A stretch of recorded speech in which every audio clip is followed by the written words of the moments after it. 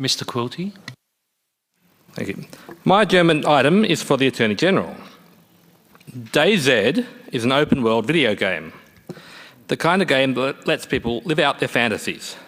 Fantasies like struggling to avoid being eaten by zombies, always being short on ammo, being killed on sight by people who turn out to be basement-dwelling video gamers, and listening to those same people lose their minds when they hear a girl in the voice chat.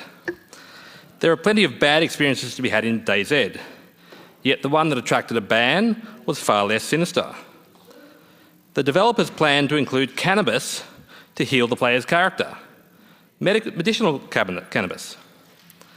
This was seen as encouraging drug use and attracted a refused classification rating, which is a ban in Australia.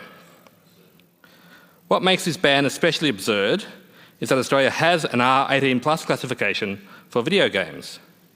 If a game is too mature for young audiences, the classification system has a place for it. Despite this, the Classification Board refused classification for DayZ. This is a ban. Refusal of classification should be reserved for illegal materials, things like child pornography and snuff films that should never have been created in the first place. It should not be used for zombie survival video games.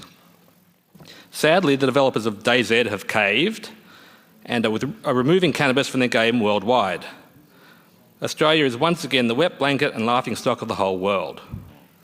It's an embarrassment that we obediently let our government treat us like children. While the rest of the world is legalising cannabis, we are banning representations of cannabis in video games.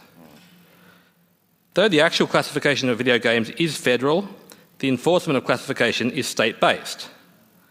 I call upon the Attorney General to explore and implement options that would allow games that contain adult themes, including showing drug use, to be sold for adult consumption here in Victoria.